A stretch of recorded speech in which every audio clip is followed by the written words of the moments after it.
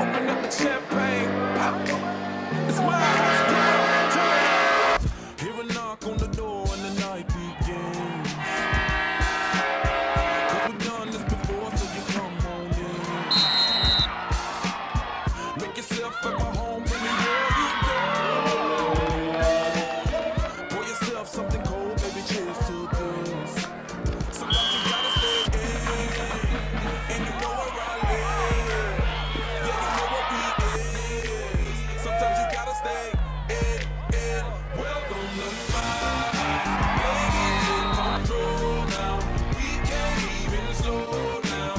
We don't have to go wild. Welcome to my house. Music too loud. Show me what you do now. We don't have to go wild. Welcome to my house. Welcome to my house. Morning comes and you know that you wanna stay. Close the blinds, let's pretend that the time has changed.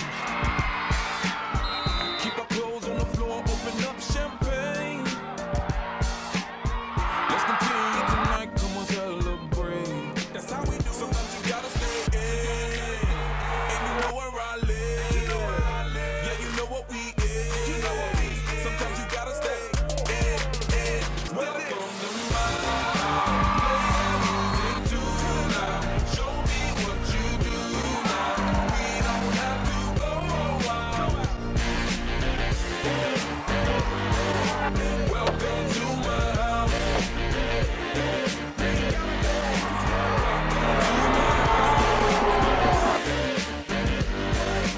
Welcome to my house. It's my house.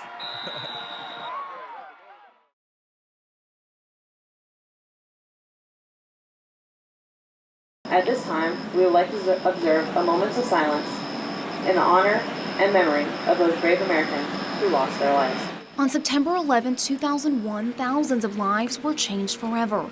And each year on this day, Shepherd Air Force Base starts off the morning honoring those who lost their lives as either innocent victims or first responders who raced to the scene of the Twin Tower attack to try and save those trapped. To me, this is the reason why I joined the military. You know, on that day, I remember exactly where I was in my house. I was a freshman in college.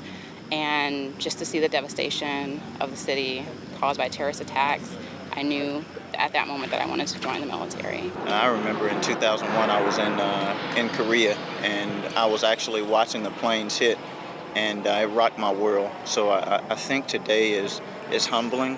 And while it's impacted the lives of many, it's also affected military training. I think that we've upped our training and we are remaining vigilant to try to prevent anything like that from happening again. Others say it's a mindset change. I think what it's changed is the mentality. I think you can't experience or read or hear about September 11th and it not hit you in the heart. So in the essence of on the inside, appreciation, gratefulness, I think maybe that's been illuminated a little bit. Both Johnson and Island say more than anything else, 9/11 has brought the military together as one body with different duties to serve our country to the best of their abilities each and every day. Jessica Bruno, KFDX 3 News.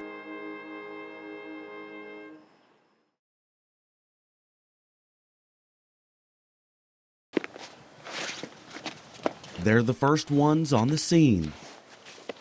During times of calamity, they're the ones rushing to the scene when everyone else is rushing away. They are firefighters.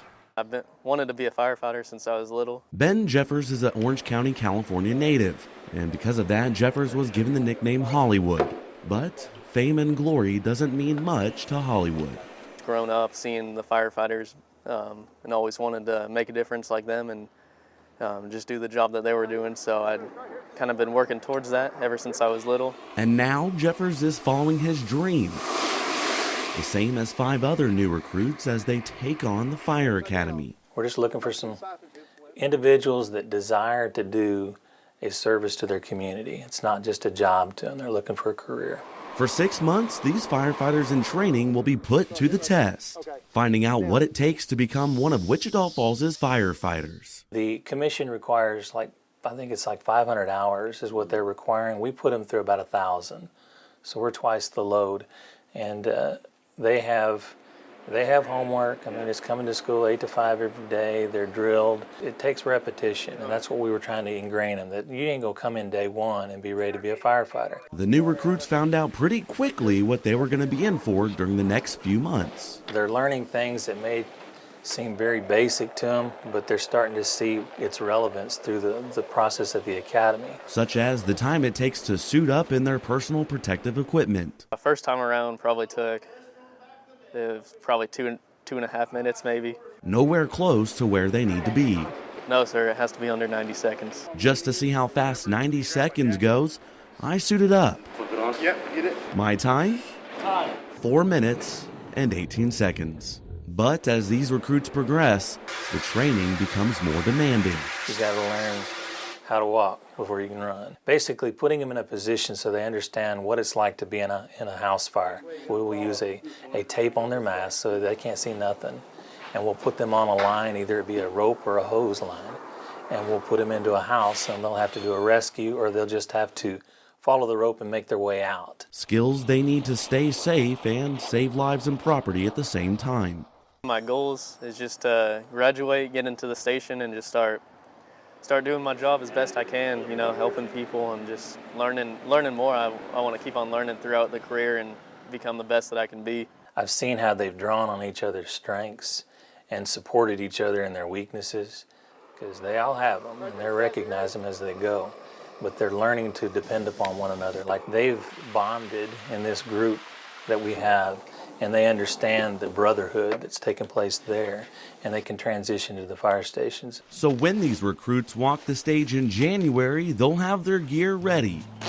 Equipment flipped, on. Every one of their buckles fastened, and their helmets snug tight. Ready for whatever call comes next.